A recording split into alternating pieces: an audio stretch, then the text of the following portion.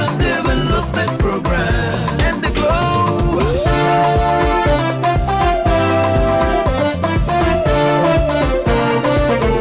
Number one, Housing Development Program.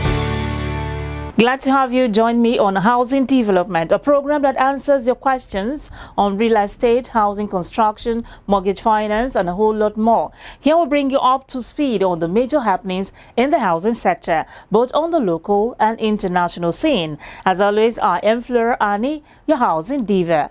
After the news, we shall be discussing housing issues as usual as it affects the most active section of the Nigerian populace. Stay tuned for the latest news in the sector.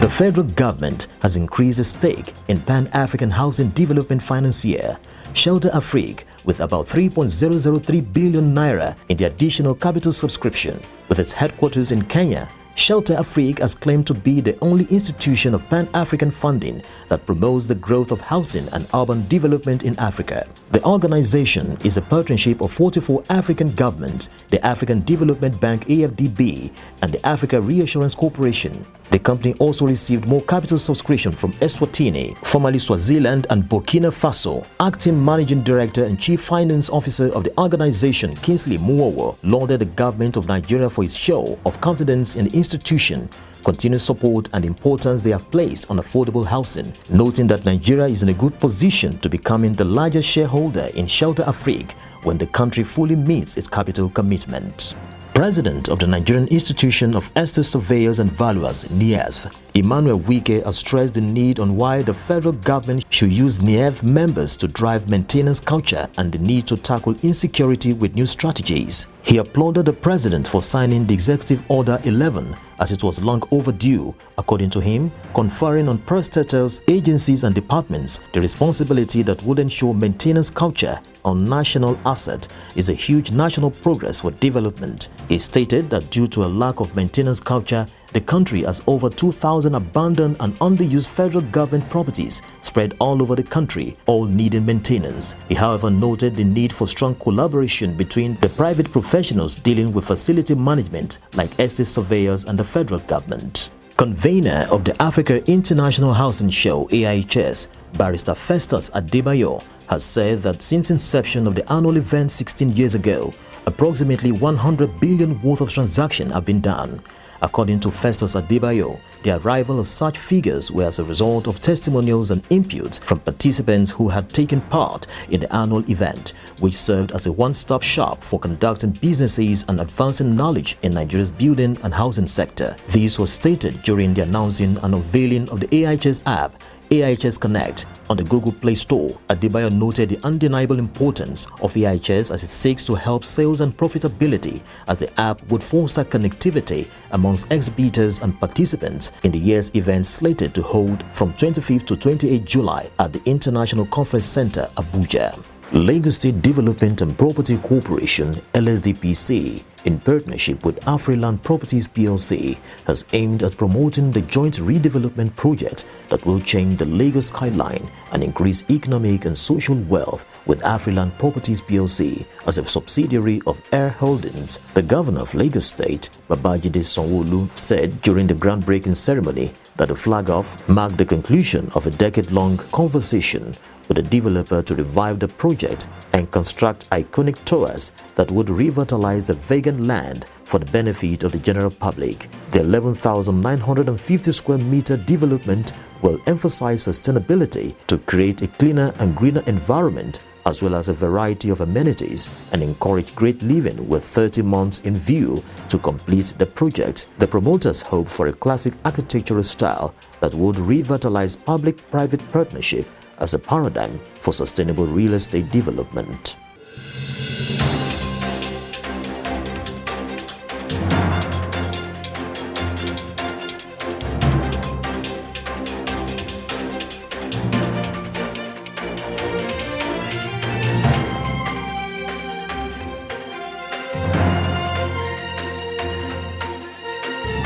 To read the full details of the news, visit www.africanhousingnews.com, and also don't forget to go to our YouTube channel, Housing TV Africa, and click on the subscribe button. Most Nigerians, both poor and rich, aspire to build their own houses, either for professional use, residential and commercial purpose. But when these houses do not meet the standard of a sustainable building, it results to building collapse. Amidst increasing cases of building collapse, experts and dealers of construction-based products have urged the federal government to strengthen implementation of existing policies and guidelines regulating importation of substandard products into the country. Let's have a look. The influx of substandard building materials into Nigerian markets has become worrisome. The country have in recent times experienced building collapse, which has consequently put properties and lives at risk. Experts have blamed the reoccurrence of such incidents on the usage of low-quality materials. When you bring substandard materials into the economy or into the country and use it for anything, definitely it's like you are calling for a disaster. Thus the issue of building collapse here and there. This is the popular Rochas Plaza building materials market in Mararaba, Nasarawa State. These marketers here share their experience on the business and why most people fall victim in buying substandard materials. Some people that when they comes to market, most people that builds don't come to market. They always send some people to go and get them some products. And the moment they comes to the market, some of them always look for a way of getting cheaper ones so that they can make something. And by way of doing that, that's where they fall into victim of purchasing what is not proper. Due to, can I say, inadequate fund in the country, customers always tend to go for the cheaper ones, knowing fully well that they are substandard.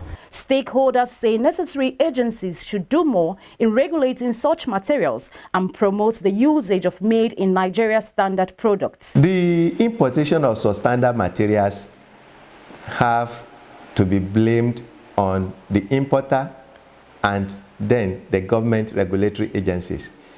You said there is Standard Organization of Nigeria. Not until when something happened before they will now rush there and say, okay, they are going to take sample to check the material, to test this one, to test that one, to see whether they are substandard when the harm has been done. There are fire disaster in some houses, and then you now get there and then they will now find out that it's the cable. Whereas Nigerian made, locally made cables are one of the best in the whole world. We have tested it, we have tried it, we certified them. But you now allow people to bring substandard material from China, from all these Asian tigers and all those things into the country. And then they will pass through the border or pass through the ports. It was not checked by the required agency. And then the thing gets into the market. And people will buy them.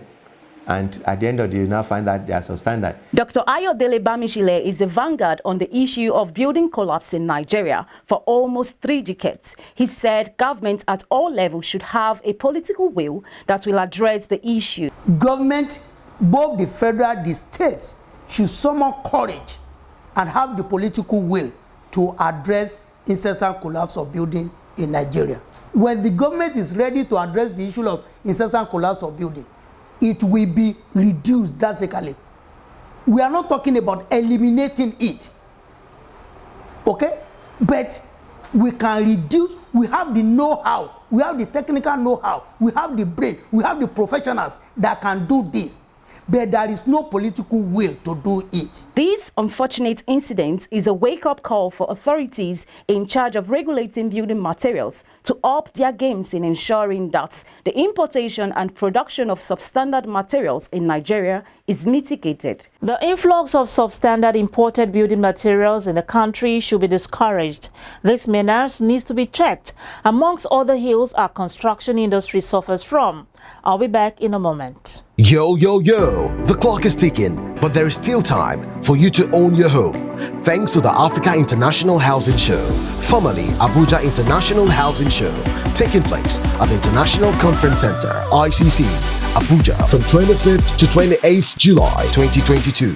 This is your chance to get information on affordable housing solutions, housing finance, mortgage options, and lots more. It is an opportunity to interface with big names in construction, real estate, government and private organizations and get the best decent housing deals, mortgages, and credit information to actualize your housing dream. There is unlimited value for your participation as exhibitors and partners of AIHS, the largest housing event in Africa. Have you registered? What are you waiting for? Go get your dream home. Get your latest home interiors, your latest building technologies, your alternative energy, amongst others. For more information, visit www.ihsabuja.com or call the number 0816-657-0090. Africa International Housing Show. Be there.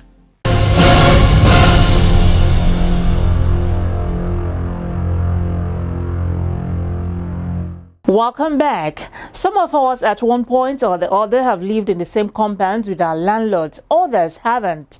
Well, in Nigeria, landlords have so much power and some use this power to wreak havoc and instill fear in their tenants. These have made so many tenants uncomfortable, some who have somehow made their ways out of their landlord's property. Can you sincerely live with your landlord in the same compound? Let's set the ball rolling on Voices on the Street.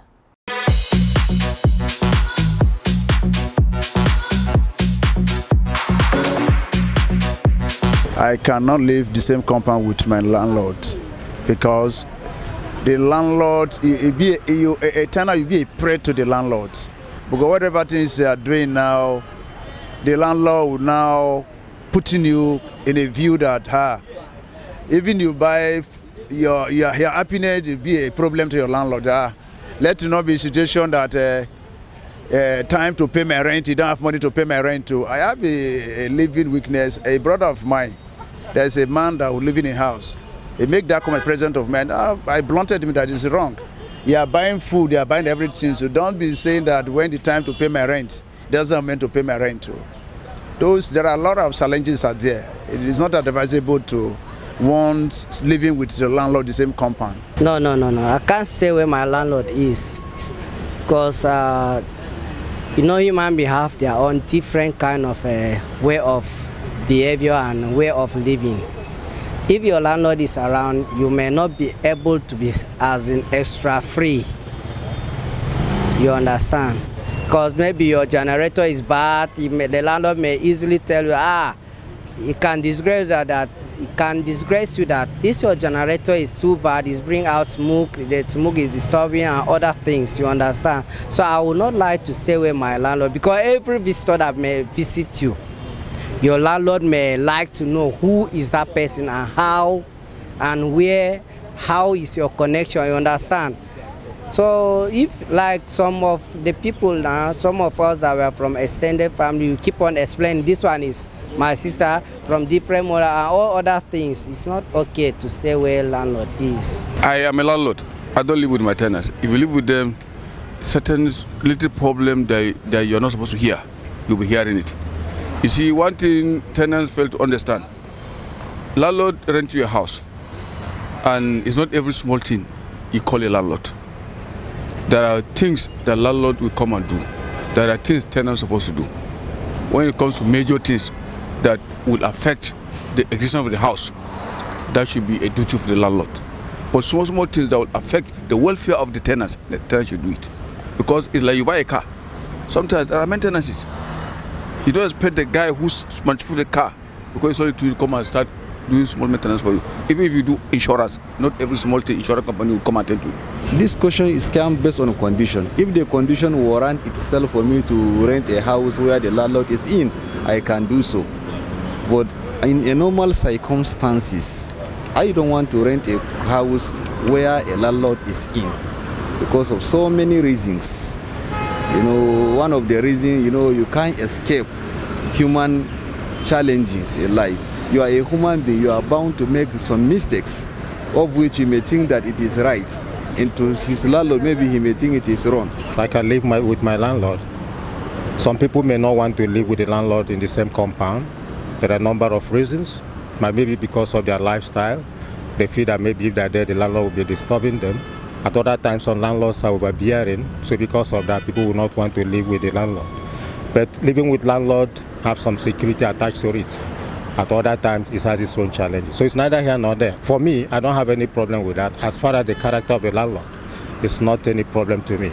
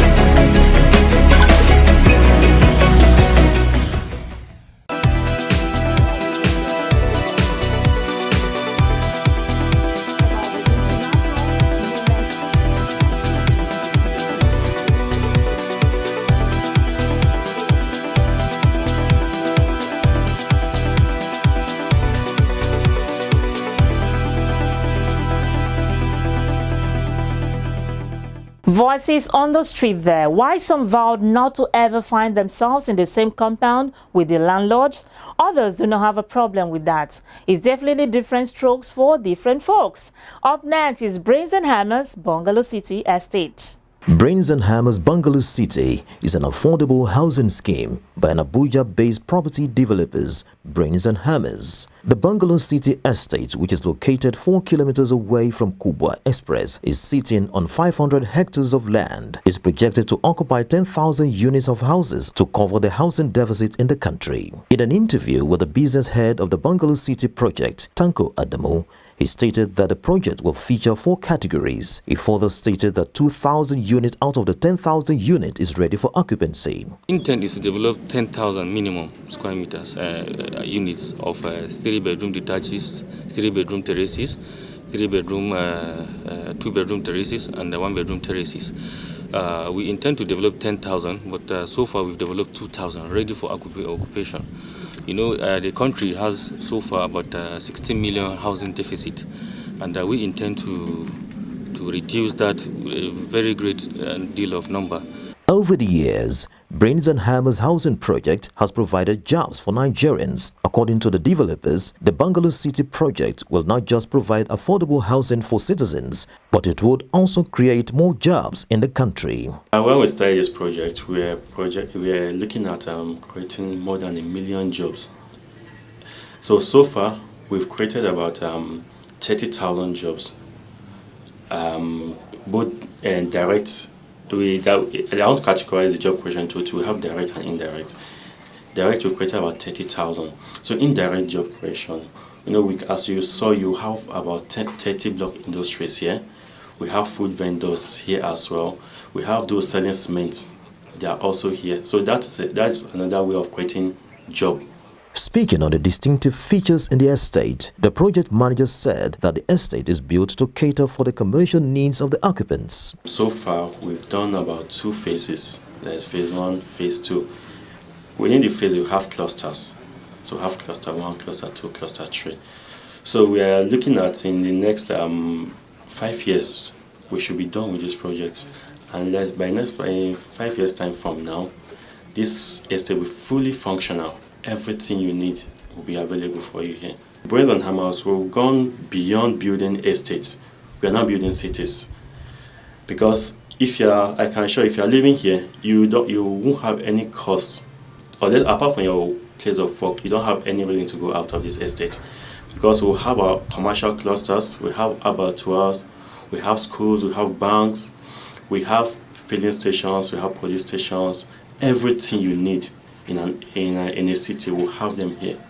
The developers who spoke on the payment plan say that the estate has a friendly plan that can project housing for citizens with different income brackets. Affordability, this environment, when you do comparative market analysis, we are the cheapest. So like the 3-bedroom detached, off-from is going for 17.8 million, while the 3-bedroom detached terrace is going for 15 million, while that of 2-bedroom terrace is going for 12.5. So we have different system of acquiring this unit. Some do come outright and say, I have this XYZ amount of money, sell this house for me, we sell for you. Then there are some that we pay in installmental. We give them 1 year, 2 year, depends on your negotiation with them. Then there are some that come to NHF, through NHF, National Housing Fund. The Brains and Hammers developers has over time provided affordable standard housing for residents in Abuja. The Bungalow City project will on the long run provide an inclusive, safe and sustainable low-cost housing for Abuja residents. You're watching Housing Development.